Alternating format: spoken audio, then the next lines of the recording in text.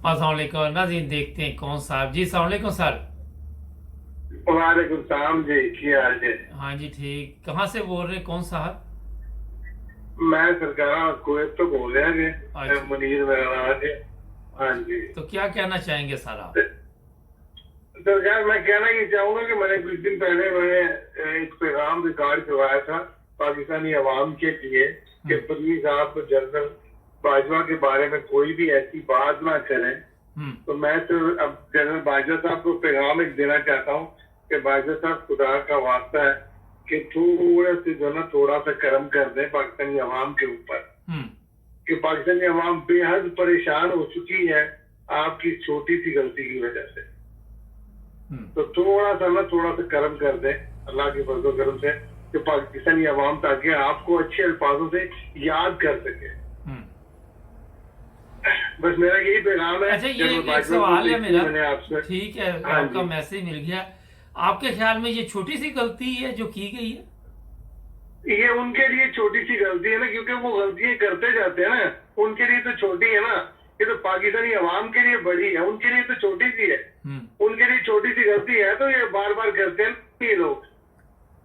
लेकिन आप वो तो इसको। हाँ आप जी। आप देख रहे हैं सोशल मीडिया पूरी भरी पड़ी है, उसके बावजूद कोई हरकत नहीं हो रही, कोई बातचीत नहीं उसके बारे में की जा रही। देखिए, मैं पहले ये समझता था कि यानी कि वो न्यूट्रल है, वो न्यूट्रल नहीं थे। उनका शुरू से लेके अभी तक डायरेक्ट नवाज शरीफ के साथ लिंक था। तभी नवाज शरीफ तो बार बार इतने सख्त अल्फाज करता था बाजवा साहब के लिए, क्योंकि बाजवा साहब उनके साथ डायरेक्ट कनेक्शन था तो वो कर रहा था ना। कि नहीं वो तो कह रहे थे कि तुम करते जाओ, मुझे गंदा करते जाओ, कोई बात नहीं। नहीं और तो बाजवा साहब को इतनी बातें कही जाए और बाजवा साहब खामोश रहे, ये हो ही नहीं सकता। अच्छा, मुझे ये सिर्फ आवाम को पागल पागल बनाया हुआ था इन्होंने। मरियम क्या क्या बकवास करती रही, बाजवा साहब सुनते रहे। नवाज शरीफ क्या क्या बकवास करता रहा, ये बाजवा साहब सुनते रहे। तो क्या फायदा हुआ? अब तो सारी पूरी पाकिस्तानी अवाम की नजरों से गिर के दिलों में जो जगह थी, जो इज्जत थी, वो सारी खत्म हो गई। तो अभी भी वक्त है, अभी भी होश के नाखून ले ले। लेकिन सारा सवाल ये यहाँ पे है कि लोग तकलीफ में है या नहीं है। आज तक किसी को इस चीज़ का तो एहसास हुआ ही नहीं पाकिस्तान में कि गरीब आदमी की ज़िंदगी क्या है, या वो बीमार है या वो मर गया है, उसको क्या हुआ है, खाना खाया नहीं खाया, किसी को क्या इससे दिलचस्पी है। अभी तो जो बचा कुचा लुकमा था वो भी छीन लिया ना। हम्म। वो पेट्रोल इतना महंगा हो गया, खाना इतना महंगा हो गया, वो हर वो चीज तो महंगी कर दी लोग, वो हर तो चीज महंगी। वो तो तो कहते हैं गरीब क्या इमरान खान करेगा? का, वो तो कहते हैं इमरान खान का कसूर है, क़यामत तक का भी इमरान खान का कसूर रहेगा। जो भी पाकिस्तान में 70 साल से चल रहा है वो सब कुछ इमरान खान पे डाल रहे हैं।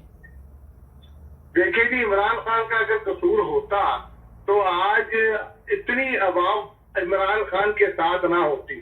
अगर इमरान खान का कसूर होता। आप ये समझ। 30-35 साल से पाकिस्तान के ऊपर हुकूमत करने वाले ये लोग हैं, और ये हर एक की नजर से गिर चुके हैं। इनके अपने जो लिखी है ना, वो भी इनको अभी कहते हैं कि हम किन नासूर।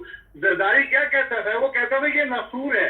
नासूर किसको कहते हैं? जो गटर के अंदर जो गलाजत लगी होती है ना, उसको कहते हैं। वो जरदारी का खुद ये बयान है कि ये नवाज शरीफ और पीएमएल के जो लोग हैं ये नासूर हैं। नहीं तो फिर वो तो ये नसूर, मेरी गंदगी बात है। सुने। फिर वो नसूर है तो फिर उनके साथ क्यों बैठ गया? ये देखे, मेरी बात सुने, गंद जो है गंद में ही जाता है ना। जो गंद है गंद के बीच में जाके जमा होता है, वो सफाई की तरफ तो जाता ही नहीं है, क्योंकि उनको सांस नहीं आता वहां पे। गंद तो गंद में ही जाएगा। लेकिन इस गांधी ने पाकिस्तान का तो इस वक्त जो अवाम का है वो ज़हनी टेंशन में डाला हुआ है ना। पूरी अवाम परेशान है, खवातीन मर्द बच्चे। तो ये गंद कब साफ होगा, ये बताइए चंद लफ्जों में सर।